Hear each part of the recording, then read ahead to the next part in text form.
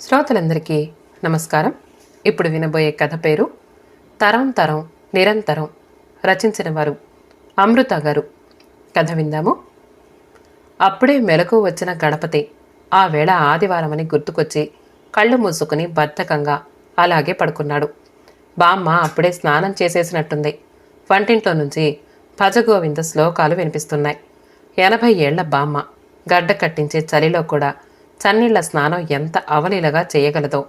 చక్కటి గమకాలు ఒలికిస్తూ భజగోవింద శ్లోకాలు, శివానంద లహరి శ్లోకాలు, భజనలు కూడా అంత రమ్యంగా పాడగలదు.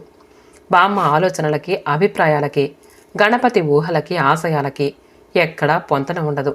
బామ్మ అతి చాదస్తపు మనిషి. బ్రాహ్మణేతరులకి ఇంట్లో విస్తరి వేయటం మాట అటుంచి తన చేత్తో కుక్కెడు కాఫీ కూడా ఇవ్వదు. అయితేనే వెన్నలాంటి మనసున్న మనిషి. వేసవి వచ్చిందంటే పొద్దున్నే పని మనిషి చేత వీధి వరండాలో కుండతో నీళ్లు, పక్కనే ఓ 2 ప్లాస్టిక్ గ్లాసులు పెట్టిస్తుంది. అదే వీధిలో ఉన్న స్కూలు పిల్లలు మిట్ట మధ్యాహ్నం ఇళ్లకు వెళుతూ దాహం వేస్తే బామ్మ దగ్గరికే వస్తారు. ఆవిడ లోపలి గుమ్మంలో ఒత్తులు చేసుకుంటూ, అవిగో కుండెడు నీళ్లు, కావలసినన్ని తీసుకు తాగండరా అంటుంది. గణపతి మాత్రం ఆ కుండ పొరపాటుగానైనా ముట్టుకోనివ్వదు. ఇక గణపతి కులం మతం అంటే ఇంతెత్తున లేస్తాడు. సాక్షాత్తు శంకరాచార్యులే వారే సర్వమానవ సమానత్వం బోధించారని ఉదాహరణతో సహా ఉపన్యాసాలిస్తాడు. భగవంతుడిది ఏ కులమని ప్రశ్నిస్తాడు. ఒకరికొకరు తప్ప ఇంకెవ్వరూ లేని ఇటువంటి బామ్మ మనవళ్ళిద్దరికీ ఒకరంటే ఒకరికి ప్రాణం. తన అభిప్రాయాలు ఏవైనా బామ్మ అభీష్టానికి వ్యతిరేకంగా ఏదీ చేయడు గణపతి. గణపతి పీల్చే ఊపిరే తన ఊపిరిగా బ్రతుకుతోంది బామ్మ. వంటింట్లో బామ్మ శ్లోకాలు అనర్గళంగా సాగిపోతున్నాయి. కళ్ళు మూసుకుని వాటిని తన్మయంగా వింటున్న గణపతి పక్కవాటాలో నుంచి వినిపించిన కేకలతో ముఖం చిట్లించి విసుగ్గా మంచం దిగాడు. నా ఇష్టం వచ్చినట్టు నేను చేస్తాను. ఇది నా ఇల్లు, సంపాదిస్తున్నది నా మొగుడు. ఇష్టం ఉంటే ఉండండి, లేకపోతే మీ ముద్దుల కూతురి దగ్గరికెళ్ళండి. అంతేగాని ఇలా చీటికి మాటికి కలగజేసుకుంటే మాత్రం సహించేది లేదు. పక్కవాటా కోడలు పెద్ద గొంతు పెట్టుకుని అరుస్తోంది. ఆవిడ గొంతు తప్ప ఇంకెవ్వరి గొంతు వినబడ్డం లేదు. అవును, ఎలా వినిపిస్తుంది? తిట్లు తింటున్న అత్తగారు మరి నోరెత్తలేదు. మామగారు పాపం భార్యని కోడలు తిడుతూ ఉంటే సహించలేరు.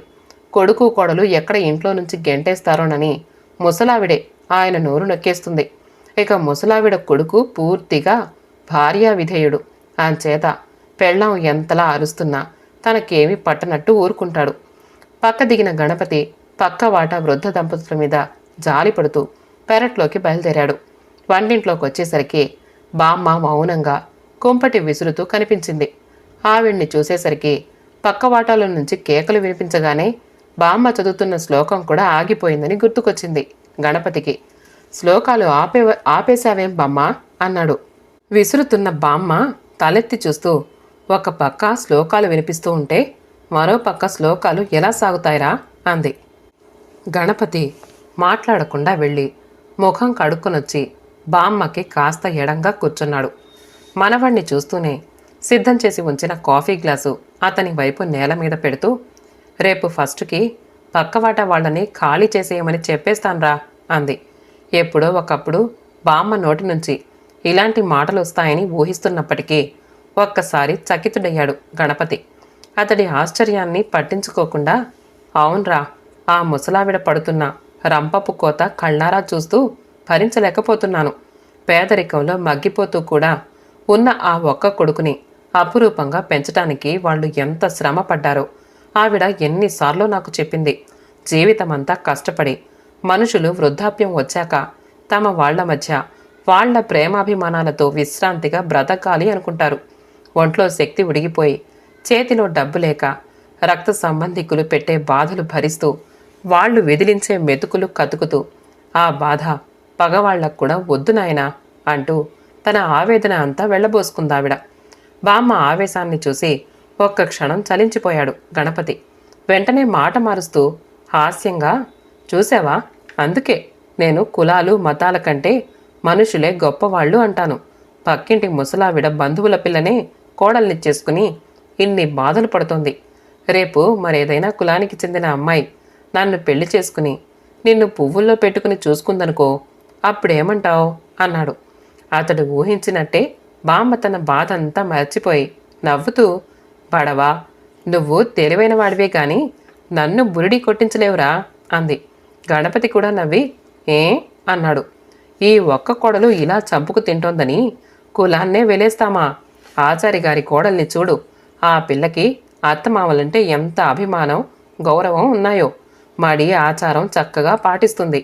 మహాలక్ష్మమ్మ కోడలు చూడు, ఉద్యోగం చేస్తున్నా పిసరంత గర్వం కూడా లేదు. ఎంత అణకువ, ఎంత విధేయత. ఆపు తల్లి, ఆపు. గణపతి చేతులెత్తి దండం పెట్టాడు. నీ కోడళ్ల దండకం చాలు గాని బామ్మ, నాకు ప్రగాఢమైన కోరిక ఉంది. ఏమిట్రా అది? బామ్మ ఆసక్తిగా ప్రశ్నించింది. కులం మతం అంటూ పాకులాడకుండా చక్కగా చదువుకుని నీలా రాగయుక్తంగా శ్లోకాలు చదువుతూ నిన్ను అభిమానంగా చూసుకునే అమ్మాయిని పెళ్లి చేసుకోవాలి అని ఉంది. మనవడికి తన మీద ఉన్న అభిమానానికి బామ్మ కళ్ళు చెమర్చాయి. అయినా ఆవిడ మనవడి పాయింట్ని గ్రహించింది. చప్పున కొంగుతో కళ్ళు ఒత్తేసుకుంటూ, దానికేం భాగ్యంరా వెర్రి నగన్నా, అలాంటి పిల్లలు కావలసినంత మంది ఉన్నారు. అంతెందుకు, సావిత్రి దాని కూతురు గిరిజని నీకిస్తానని ఏడాది నుంచి మన ఇంటి చుట్టూ తిరుగుతోంది. నువ్వు అనడమే తరువాయి. పిల్ల నువ్వు కోరినట్టు చక్కగా పాడుతుంది కూడాను. తాను వేసిన బాణాన్ని కూడా బామ్మ తిప్పి పారేయటంతో ఉక్రోషంగా లేచి నిలబడ్డాడు గణపతి. ఆ పిల్లని పెళ్లి చేసుకుని ఆవిడ గారి పాటలు వింటూ తరిద్దాం. లేకపోతే ఆవిడ గారు శయనించాక శ్రీదేవి భూదేవిలా నువ్వు నేను చెరోకాలు పడదాం. ఆ సావిత్రమ్మ నిన్నేమైనా కాకా పడుతుందేమో. ఇప్పుడే చెప్తున్నా, నేనా గిరిజని మాత్రం నా కంఠంలో ప్రాణం ఉండగా చేసుకోను అంటూ ఖచ్చితంగా చెప్పేసి గబగబా ముందు గదిలోకి వెళ్ళిపోయాడు. మనవడి కోపానికి నవ్వుకుంటూ పనిలో నిమగ్నమయ్యింది బామ్మ. చెప్పినట్టే ఫస్ట్ కల్లా పక్క వాట ఖాళీ చేయించేసింది బామ్మ.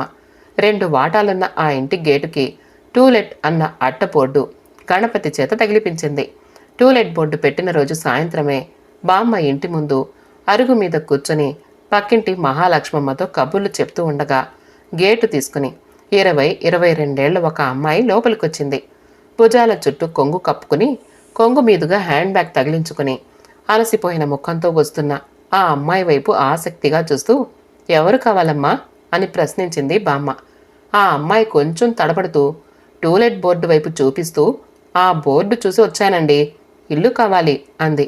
ఓహో అలాగా, బాగానే ఉంది కానీ మరోలా అనుకోకపోతే నీ కులం ఏమిటో చెప్తావా? బామ్మ ప్రశ్నకు ఆ అమ్మాయి పెదవులు తడి చేసుకుంటూ, బ్రాహ్మణులమండి అంది. ఆ మాట వినగానే బామ్మ ముఖం ప్రసన్నమైంది. అయినా సంతృప్తి పడకుండా, బాగుందమ్మా, మీ ఇంటి పేరేమిటి అంది. రాయవరపు వారండి. ఆ అమ్మాయి టీచర్ ముందు చేతులు కట్టుకుని జవాబు చెప్తున్న చిన్న పిల్లలా వినయంగా చెప్పింది. అంటే నియోగులన్నమాట, మా శాఖే కూడాను. బామ్మ సంతృప్తి పడుతూ, ఎవరెవరు ఉంటారమ్మా అని ప్రశ్నించింది. ఆ ప్రశ్నతో ఆ అమ్మాయి ముఖంలో కళ తగ్గింది. నేనొక్కర్తినే ఉంటానండి అంది తల వంచుకుంటూ. బామ్మ ఆశ్చర్యపోతూ, ఏమిటి, నువ్వు ఒక్కర్తివే ఉంటావా? మరి మీ వాళ్ళో అంది. ఆ అమ్మాయి కళ్ళల్లో నీళ్లు తిరిగాయి. నాకెవ్వరూ లేరండి. అమ్మా నాన్న చిన్నప్పుడే పోయారు. అన్నదమ్ములు అక్క చెల్లెళ్ళు లేరు. మా మావయ్యే నన్ను పెంచాడు. ఆయన ఈ మధ్యే పోయాడు. ఇంకా ఈ లోకంలో నాకు నా అన్నవాళ్లు ఎవ్వరూ లేరు వణుకుతున్న గొంతుతో చెప్పింది. ఆ అమ్మాయి మాటలతో బామ్మ మహాలక్ష్మమ్మ ఇద్దరూ జాలిపడ్డారు. అయ్యో, నిలబడే ఉన్నావు, ఇలా కూర్చోమ్మా అంటూ అరుగు మీద తనకి దగ్గరగా కూర్చోబెట్టుకుని ఆ అమ్మాయి వివరాలన్నీ రాబట్టింది బామ్మ. ఆ అమ్మాయి పేరు శ్రీలక్ష్మి. ఏదో ప్రైవేట్ కంపెనీలో టైపిస్టుగా పనిచేస్తూ తన పొట్ట తానే నింపుకుంటోంది. తన కొలీగ్ ఒక అమ్మాయితో కలిసి ఒక పోర్షన్లో ఉండేది.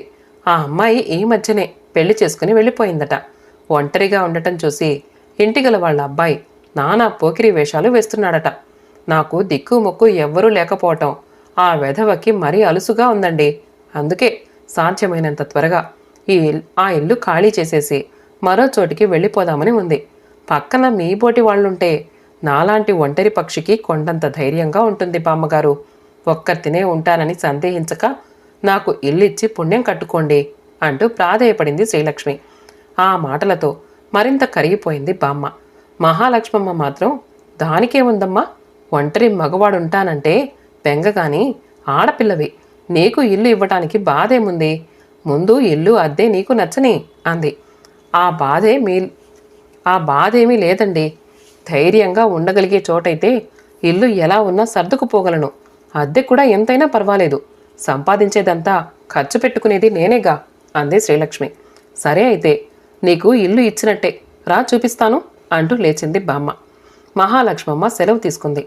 తాళాలు తీసుకొచ్చిన బామ్మ ఇల్లు చూపిస్తూ, అన్నట్టు ఇంకో విషయం తల్లి, నీ పరిస్థితిని బట్టి ముందే చెప్తున్నాను అంది. శ్రీలక్ష్మి ఆతృతగా ఏమిటి బామ్మగారు అంటూ ప్రశ్నించింది. నాకు ఓ మనవడున్నాడు, బ్యాంక్లో పెద్ద ఆఫీసరు, ఇంకా పెళ్లి కాలేదు, అయితే మనిషి రత్నం లాంటివాడు, మీ ఇంటి గల వాళ్ల కుర్రాడిలా ఏ వేషాలు వెయ్యడు, అది మాత్రం నేను హామీ ఇస్తున్నాను. బామ్మ మాటలకి శ్రీలక్ష్మి పెదవులు చిరునవ్వుతో విచ్చుకున్నాయి. ఇంకా ఏదో అనుకుని కంగారు పడ్డాను. పర్వాలేదు బామ్మగారు, మీరు చెప్తున్నారు కదా మీ మనవడు రత్నం లాంటివాడని అంది. అదేనమ్మా, ఎందుకైనా మంచిదని ముందే చెప్పాను. అయితే ఎల్లుండి దశమి శుక్రవారం మంచిది, ఆ వేళ చేరతావా? శుక్రవారం శనివారం 2 రోజులు సెలవు పెట్టి శుక్రవారం చేరిపోతాను, సోమవారానికల్లా ఇల్లు సర్దటం కూడా అయిపోతుంది అంది శ్రీలక్ష్మి. అన్న ప్రకారమే శుక్రవారం పొద్దున్నే సామానుతో సహా వచ్చేసింది శ్రీలక్ష్మి. ఆ రోజంతా సామాను సర్దుతూనే ఉంది. బామ్మ మధ్యలో 1-2 సార్లు వెళ్ళి ఇల్లు పొందిగ్గా సర్దుతున్న తీరుని, వంటింటి పక్కనే ఉన్న చిన్న దేవుడి గదిలో పెట్టిన దేవుడి ఫోటోల్ని, భగవద్గీతని చూసి మెచ్చుకుంది. మర్నాడు శనివారం ఎప్పటిలాగే తెల్లవారుజామునే లేచి స్నానాధికాలు, పూజా పునస్కారాలు పూర్తి చేసుకుని తులసి మొక్క మొదట్లో నీళ్లు పోద్దామని బయటికొచ్చిన బామ్మ తులసి కోట దగ్గర శ్రీలక్ష్మిని చూసి ఆగిపోయింది. తలంటుకున్న బారెడు జుట్టు, కొసలు ముడిపెట్టుకుని, ఎర్రటి నారచీర కట్టుకుని, పసుపు రాసుకున్న పచ్చటి పాదాలతో కళ్ళు మూసుకుని చేతులు జోడించి బాలసూర్యుడికి అభిముఖంగా నిలబడి నిశ్శబ్దంగా ఏదో చదువుతోంది శ్రీలక్ష్మి. ఆమె బ్రుకుటి మధ్యంలో మెరుస్తున్న ఎర్రటి కుంకుమ మీద ఉదయ సూర్యుడి కిరణాలు పడి ఆమె ముఖం మరింత దీప్తివంతమవుతోంది. చూడముచ్చటైన ఆ దృశ్యాన్ని చూస్తూ మయమర్చిపోయినట్టు అలాగే నిలబడిపోయింది బామ్మ. కొద్దిసేపటి తర్వాత కళ్ళు తెరిచిన శ్రీలక్ష్మి బామ్మని చూస్తూనే కంగారుగా పక్కకి తప్పుకుంటూ, అయ్యో, మీరు నిలబడిపోయారా? ఈవేళ శనివారం కదా, అందుకని అంటూ నసిగింది. బామ్మ నవ్వుతూ, పర్వాలేదమ్మా, నిన్ను ఇలా చూస్తూ ఉంటే నేను పూజ చేసినప్పటికంటే తృప్తిగా ఉంది అందే మనస్ఫూర్తిగా. శ్రీలక్ష్మి నవ్వి ఇంట్లోకి వెళ్ళిపోయింది. మరి కాసేపటి తర్వాత అలవాటు ప్రకారం బామ్మ కుంపటి విసురుతూ శివానంద లహరి చదువుకోబోతూ ఆగిపోయింది. పక్కవాట వంటింట్లో నుంచి మృదు మధుర స్వరంతో బసవతత్వం ఆలపిస్తోంది శ్రీలక్ష్మి. ఏమి సేతురా లింగ. బామ్మ కుంపటి విసరటం కూడా మర్చిపోయి వింటూ ఉండిపోయింది. బామ్మ, పాలు పొంగిపోతున్నాయి అంటూ వెనక నుంచి వినిపించిన గణపతి మాటలతో తెప్పరిల్లి చెమర్చిన కళ్ళు తుడుచుకుంటూ, ఆహా, నక్కల ఊళ్ళల స్థానంలో కోయిల పంచమస్వరం చోటు చేసుకుందిరా అంది. ఆ అమ్మాయి పాట గురించేనా ముఖం తుడుచుకుంటూ అడిగాడు గణపతి. బామ్మ అవును అన్నట్లు తల ఊపింది. పాటే కాదురా, ఆ పిల్లే ఒక మంచి ముత్యం, చక్కటి రూపం, రూపానికి తగ్గ ఒత్తిక, వినయం, ఆ ప్రవర్తన, అసలు ఈ కాలపు పిల్ల కానే కాదు అంది. ఆహా, ఆవిడ గారు ఓ పాట పాడి కాస్త దేవుడికి దండం పెట్టేస్తే చాలు, అంత మైమర్చిపోయిందేవ్రా. గణపతి వెక్కిరించాడు. చాలేరా, ఆ పిల్ల గురించి నీకేం తెలుసు? సందర్భం వచ్చింది కాబట్టి చెప్తున్నాను. నువ్వు మాత్రం ఆ పిల్ల జోలికి పోమాకు. ఆ పిల్ల కనిపిస్తే చప్పున ఇంట్లోకి తప్పుకో. ఇంతకు ముందున్న ఇంటికల వాళ్ల కుర్రాడు ఏవో వెధవేషాలు వేశాడనే. బామ్మ మాటల్ని మధ్యలోనే ఆపు చేస్తూ కోపంగా లేచి నిలబడ్డాడు గణపతి. చాలే, ఇంతోటి గుణసుందరి నాకు దొరకదని నేను నీ మహాలక్ష్మి వెనకాలే పడతానా? అలాంటి వెధవ బుద్ధులు నాకేమీ లేవు. ముందొచ్చిన చెవుల కంటే వెనకొచ్చిన కొమ్ములు వాడని ఆ పిల్ల నిన్నగాక మొన్న వచ్చిందో లేదో, నాకే బుద్ధులు చెప్పేంత గొప్పదయ్యింది నీకు అంటూ విసురుగా వెళ్ళిపోయాడు. బామ్మ నవ్వుకుంటూ తిరిగి పనిలో నిమగ్నమయ్యింది. 15 రోజులు గడిచాయి. శ్రీలక్ష్మి బామ్మకి మరింత దగ్గరయ్యింది. లైబ్రరీ నుంచి బామ్మకు కావలసిన పుస్తకాలు తెచ్చిపెట్టడం, సాయంత్రం ఆఫీస్ నుంచి వచ్చాక కాసేపు బామ్మ దగ్గర కూర్చుని కబుర్లు చెప్పడం శ్రీలక్ష్మికి అలవాటయ్యింది. ఒక సోమవారం నాడు సాయంత్రం ఏదో మాటల్లో శ్రీలక్ష్మి, ఈవేళ రాత్రి నేను భోంచెయ్యను, ఇవాళ సోమవారం కదా, ఒంటిపూటే తింటాను అంది. బామ్మ మెప్పుదలగా చూస్తూ, ఎన్ని నియమనిష్టలు తల్లి నీకు, ఈ కాలంలో పుట్టవలసిన దానివి కావు అంది. శ్రీలక్ష్మి నవ్వి, నేను భగవంతుణ్ణి ఎందుకు పూజిస్తానో తెలుసా బామ్మగారు అంది. బామ్మ ఆశ్చర్యంగా, ఎందుకు అంటూ ఎదురు ప్రశ్నించింది. నేను బ్రాహ్మణ కులంలో పుట్టానని, పూజా పునస్కారాలు చేయటం నా విధి అని నేను ఇవన్నీ చేయటం లేదు. భగవంతుడు ఉన్నాడో లేడో అన్న సంశయం కంటే భగవంతుడు ఏదో ఒక అతీత శక్తి ఉందన్న నమ్మకం మనిషికి ఎక్కువ. ఆ భగవంతుడు కరుణామయుడు, ఆపద్బాంధవుడు. బీద గొప్ప తేడాలు, కులమత తారతమ్యాలు, మంచి చెడ్డల విచక్షణలు కూడా లేకుండా అందరినీ రక్షిస్తాడు. అందుకే పరమ నీచుడు కూడా నన్ను రక్షించు భగవంతుడా అని కష్టమొచ్చినప్పుడు ఏడుస్తాడు. మన వెనుక ఒక శక్తివంతమైన అండ ఉందని, మనం ఆపదల్లో ఉంటే కాపాడుతుందని ఉన్న ప్రబలమైన నమ్మకమే మనిషికి కొండంత ధైర్యాన్నిస్తుంది. నేను కూడా ఆ నమ్మకంతోనే ప్రార్థిస్తాను. నన్ను దిక్కులేని దాన్ని చేసిన భగవంతుడు నాకు 2 పూట్లా తినడానికి ఇంత దొరికేలా చేసినందుకు కృతజ్ఞతతో మోకరిల్లుతాను. నాలాగే అనాథలైన వారికి, నాకంటే దౌర్భాగ్య స్థితిలో ఉన్న వారికి నాకు తోచిన సాయం చేస్తూ భగవంతుడు చేసే పనిలో అణు మాత్రమైనా నేను పాలు పంచుకోగలిగానని సంతోషిస్తాను. బామ్మ నోట మాట రానట్టు వింటూ ఉండిపోయింది. చివరికి కాస్త వ్యంగ్యంగా, అయితే ఈ ఒంటిపూట భోజనాలు అవి దేనికోసం అంది. బామ్మ వ్యంగ్యాన్ని గ్రహించిన శ్రీలక్ష్మి నవ్వి, నన్ను పెంచిన మా మామయ్య గొప్ప శివభక్తుడు. ఆయన ప్రతి సోమవారం రాత్రి భోంచేసేవాడు కాదు. అయితే ఇంట్లో వంట మాత్రం యథాప్రకారం తయారయ్యేది. ఆ పూట తను తినే భోజనాన్ని ఇంటికొచ్చిన బిచ్చగాళ్లకి పంచేవాడు. ఇంతకంటే దాన ధర్మాలు చేసే శక్తి నాకు లేదు. ఈ ఒక్క పూట నేను మానేసి వాళ్లకి పెట్టడం వల్ల నా జీర్ణకోశానికి ఆరోగ్యం, వాళ్ల కాలే కడుపులకి ఇంత అన్నం 2 దొరుకుతాయి అనేవాడు. ఆయన అలవాటే నాకు వచ్చింది. అయితే నేను మాత్రం బిచ్చగాళ్లకి వెయ్యను. ఎందుకంటే ఈ రోజుల్లో ఎవరూ నిజమైన ముష్టివాడో, ఎవరు నాటకాల రాయుడో తెలియటం లేదు. అంచేత నా ఒక పూట భోజనానికి సరిపడే సరుకుల్ని మా ఆఫీస్ దగ్గరుండే రిక్షావాడికి ఇచ్చేస్తాను. వాడికి భార్యకి రోగిష్టిది, 3 పిల్లలు. అందరూ రిక్షా వాళ్లల్లా వాడికి ఏ వ్యసనమూ లేకపోయినా వాడి రాబడి వాడికి చాలదు. ప్రతి సోమవారం నేనిచ్చే బియ్యం కనీసం వాడి 3 పిల్లలకి తలో ముద్దైనా వస్తుంది. ఈసారి బామ్మకి నిజంగానే నోట మాట రాలేదు. తెప్పరిల్లిన తర్వాత మనసులో అనుకుంది, నువ్వు పూజలు వ్రతాలు చేసినా చేయకపోయినా భగవంతుడు నిన్ను చల్లగా చూస్తాడు తల్లి. రోజులు గడుస్తున్నాయి. శ్రీలక్ష్మి ఆ ఇంటికొచ్చి నెల దాటింది. ఒక ఆదివారం నాడు ఉదయం 10 గంటల వేళ శ్రీలక్ష్మి వంటింట్లో ఏదో పని చేసుకుంటూ ఉండగా పెరట్లో నుంచి, అమ్మో చచ్చాండ్రా దేవుడా అంటూ బామ్మ కేక వినిపించింది. శ్రీలక్ష్మి చప్పున పెరట్లోకి పరిగెత్తుకొచ్చింది. పెరట్లో ఉన్న నీళ్ల కుండీ దగ్గర కాలు జారి పడిపోయిన బామ్మ బాధతో మూలుగుతోంది. శ్రీలక్ష్మి చప్పున బామ్మ దగ్గరికి వెళ్ళి చెయ్యి ఆసరా ఇచ్చి లేవదీసి ఇంట్లోకి తీసుకొచ్చి పడుకోబెట్టింది. బామ్మ కాలు నడుము పరీక్ష చేస్తూ, వెంటనే డాక్టర్ దగ్గరికి వెళితే మంచిది బామ్మగారు, మీ మనవడేరి అంది. వాడు లేడే అమ్మా, ఎవరో స్నేహితుడి పెళ్ళట, పొద్దుననగా వెళ్ళాడు, రాత్రికి గానీ రాడు మూలుగుతూ చెప్పింది బామ్మ.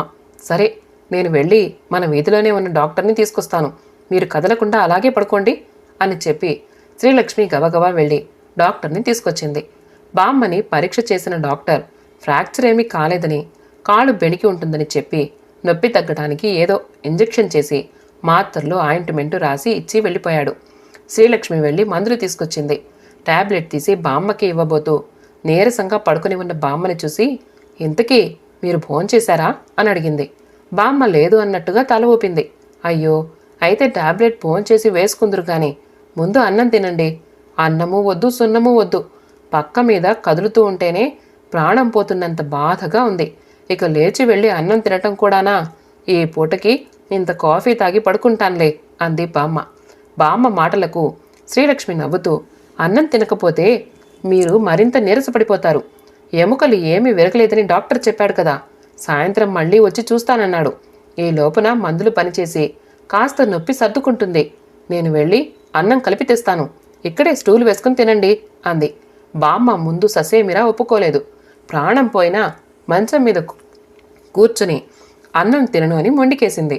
చివరికి శ్రీలక్ష్మి నచ్చజెప్పగా అయిష్టంగానే ఒప్పుకుంటూ, అందుకే మన పెద్దవాళ్లు సునాయాసం మరణం కావాలని భగవంతుణ్ణి ప్రార్థించేవారు.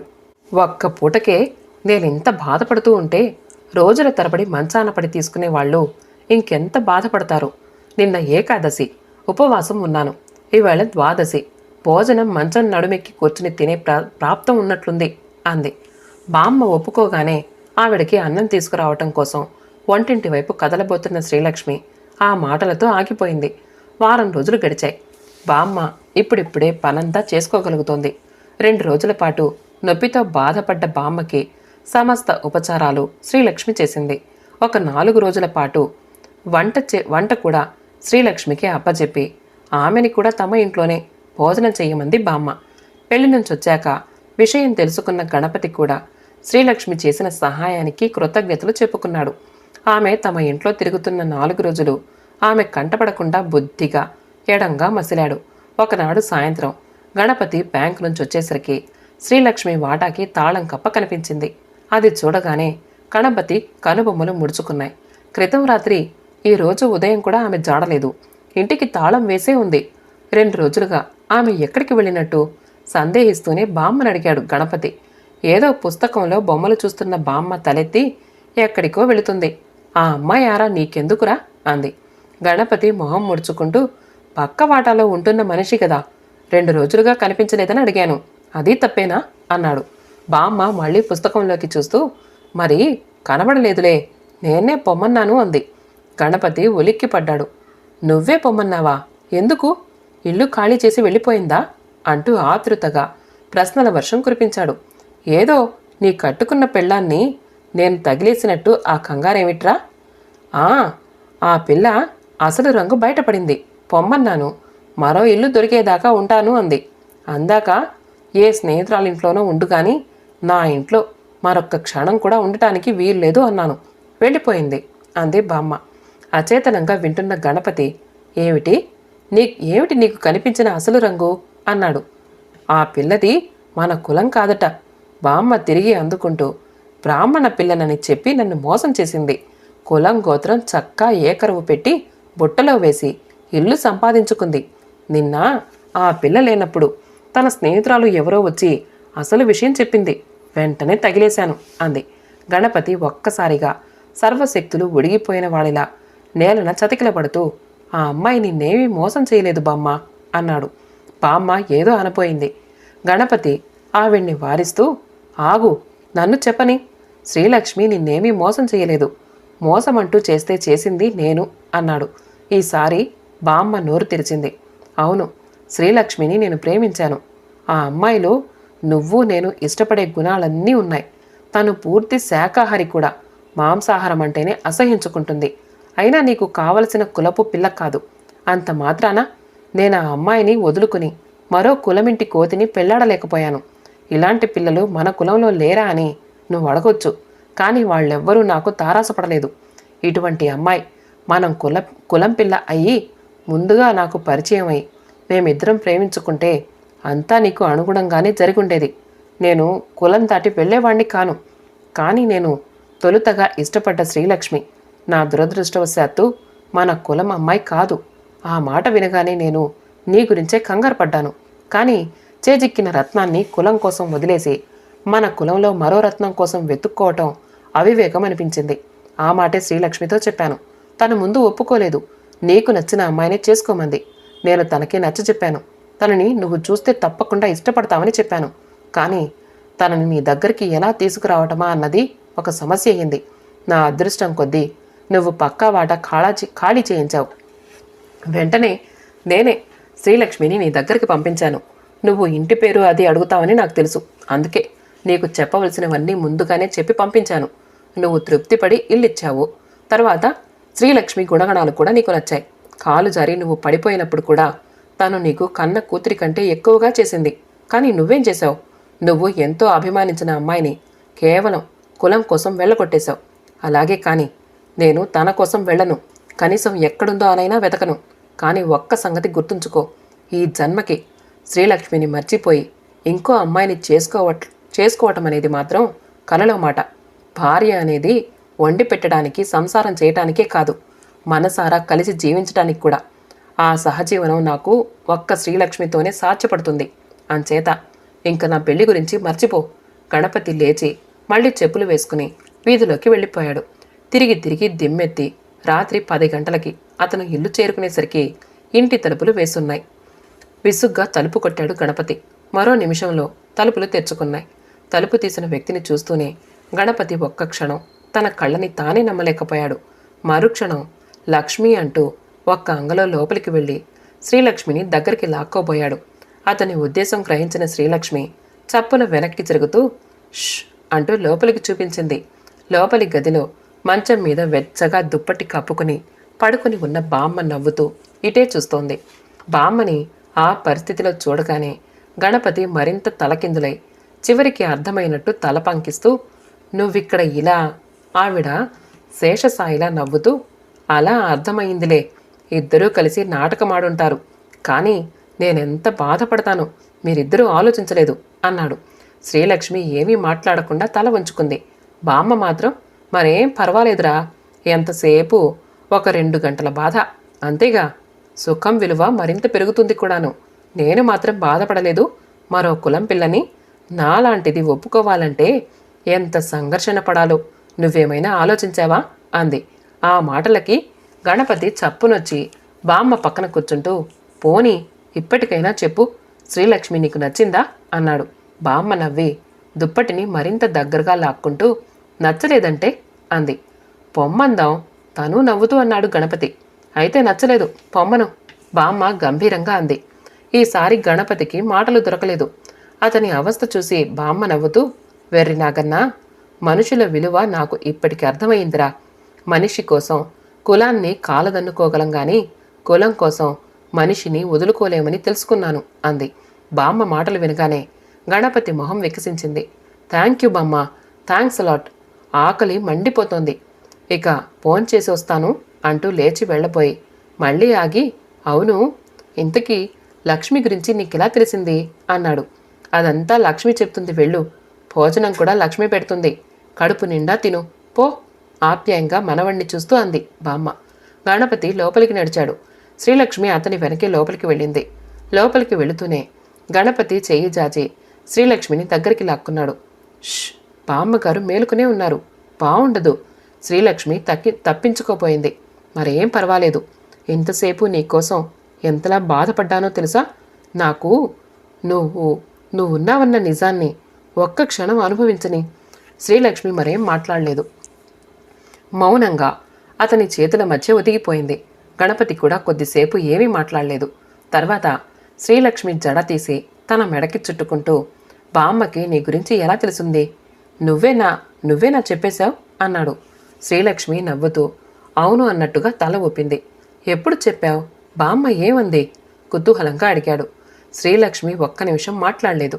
ఆ క్షణంలో ఆమెకు తన గురించి బామ్మకి చెప్పబోతున్న సన్నివేశం, తను అనుభవించిన వ్యధ మళ్ళీ మనసులో మెదిలాయి.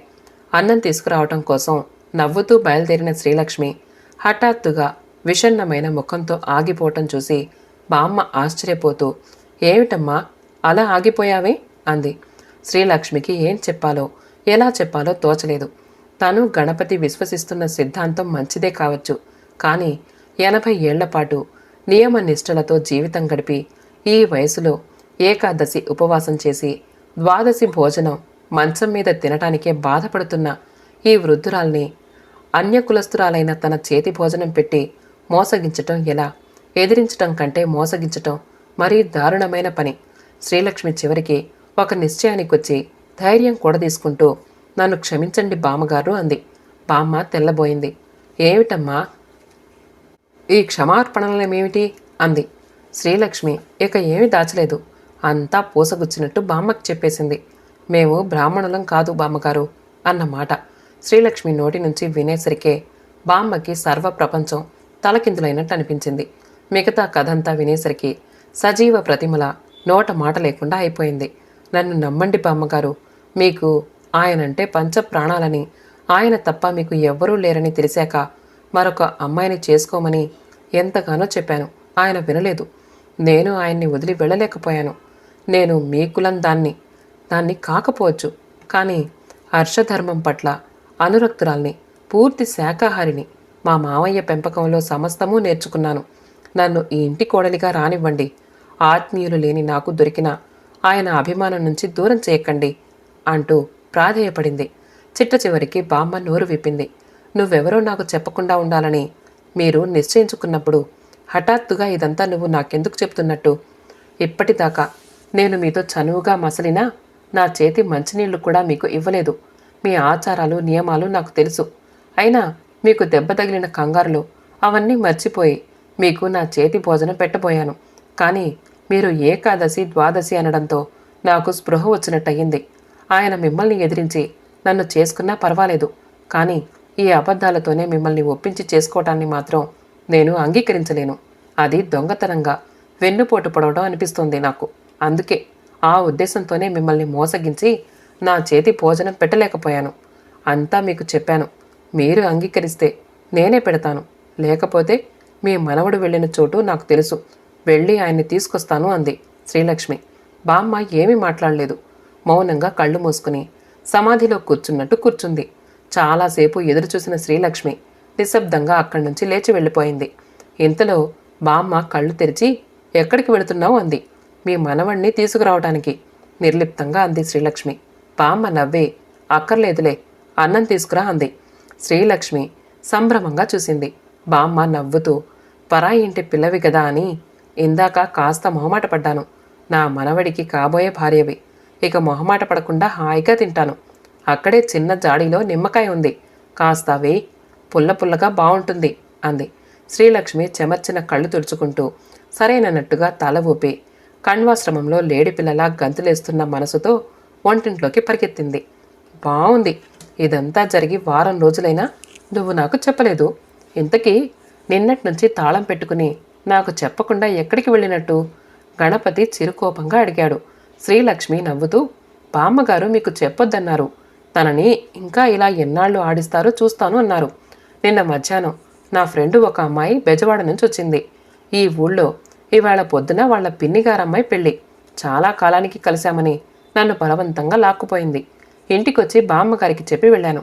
ఇవాళ సాయంత్రం రిసెప్షన్ అయ్యాక రాత్రికి వస్తానని మీతో చెప్పమని కూడా చెప్పాను. ఆవిడేమో కథ ఇలా నడిపించారు అంది. కథ ఎలా నడిచినా బామ్మ చెప్పినట్టు అంత బాధపడిన తర్వాత ఈ నిశ్చింత తాలూకు హాయి మరింత పెరిగింది. జన్మ జన్మలకి ఇలాగే ఉండిపోవాలి అనిపిస్తోంది అంటూ శ్రీలక్ష్మిని మరింత దగ్గరికి లాక్కున్నాడు గణపతి. తరానికి తరానికి నిరంతరంగా సాగే యుద్ధంలో మానవత్వంతో గెలిచిన పాతతరం, వెచ్చగా దుప్పటిలోనూ మంచితనంతో గెలిచిన యువతరం ఒకరి చేతుల్లో ఒకరు కులమత భేదాలు, బీద గొప్ప తారతమ్యాలు తెలియని గూటిలో గువ్వల్లా నిశ్చింతగా ఒదిగిపోయారు. శుభం. కథ సమాప్తమండి. కథ నచ్చితే మా ఛానల్ని లైక్ చేయండి, షేర్ చేయండి, సబ్స్క్రైబ్ చేసుకోండి. ఆల్ అనే బెల్ బటన్ని నొక్కండి. మళ్ళీ కలుద్దాం ఇంకో మంచి కథతో.